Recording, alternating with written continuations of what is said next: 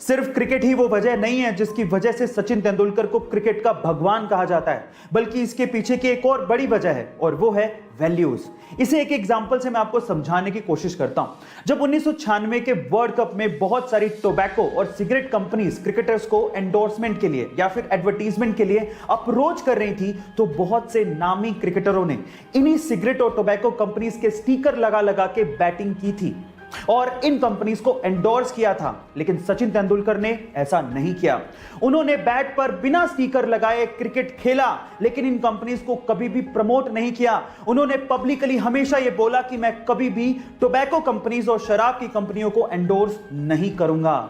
इसे ही कहते हैं वैल्यू, और इसी वजह से सचिन तेंदुलकर को क्रिकेट का भगवान कहा जाता है। गाइस, आपको ये इंफॉर्मेशन कैसी लगी चैट सेक्शन में जरूर लिखिएगा। बॉलीवुड में आपके बहुत से ऐसे चहेते स्टार्स हैं जिनका रियल नेम कुछ और ही है और आप उन्हें किसी और ही नाम से जानते हैं, जैसे अमिताभ बच्चन जिनका रियल नेम इंकलाब बच्चन है, अक्षय कुमार जिनका रियल नेम राजीव हरिओम भाटिया है, सलमान खान जिनका रियल नेम अब्दुल राशिद सलीम सलमान खान है, इसके अलावा रजनीकांत जिनका रियल नेम शिवाजी राव गायकवाड़ है, और टाइगर श्रॉफ जिनका रियल नेम जय हेमंत श्रॉफ है।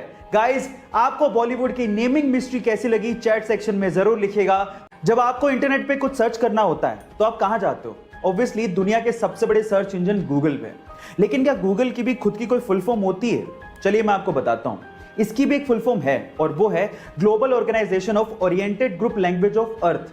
लेकिन ये इसकी ऑफिशियल फुल फॉर्म नहीं है।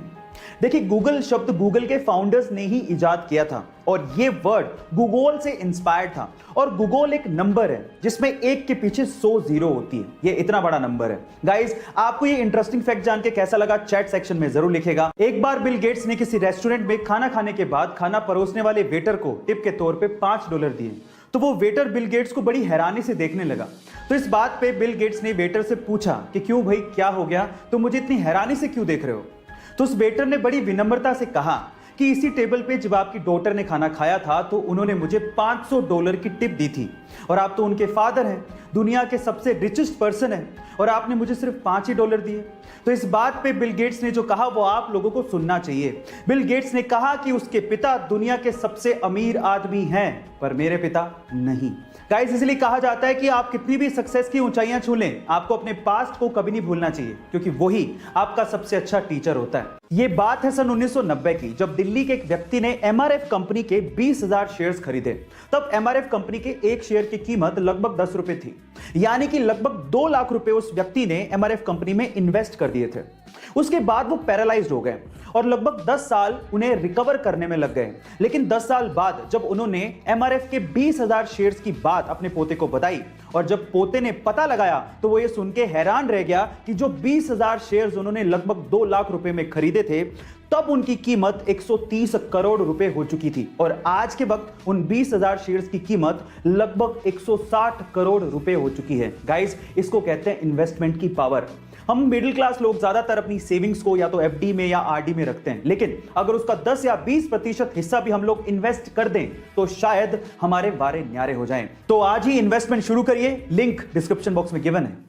सोने की शुद्धता को हम लोग कैरेट में परखते हैं, लेकिन कितने कैरेट में कितना प्योर गोल्ड है ये हमें कैसे पता लगेगा? चलिए मैं आपको बताता हूं। सबसे पहले होता है 24 कैरेट गोल्ड, जिसमें 99.9% तक प्योर गोल्ड होता है। अब इससे खरा सोना है ही नहीं, लेकिन इतना सॉफ्ट होता है कि इससे ज्वेलरी नहीं बनाई जा सकती। फिर आता है 22 कैरेट गोल्ड, जिसको 916 गोल्ड भी कहते हैं, क्योंकि इसमें 91.6% प्योर गोल्ड होता है और बाकी बचे हुए परसेंटेज में कॉपर और जिंक जैसे मेटल मिक्स होते हैं। अभी थोड़ा हार्ड होता है तो इसे ज्वेलरी बनाना आसान होता है। फिर आता है 18 कैरेट गोल्ड, जिसमें मात्र 75% तक की प्योर गोल्ड होता है और बाकी बचे हुए 25% में निकल, कॉपर और जिंक जैसे मेटल मिक्स होते हैं।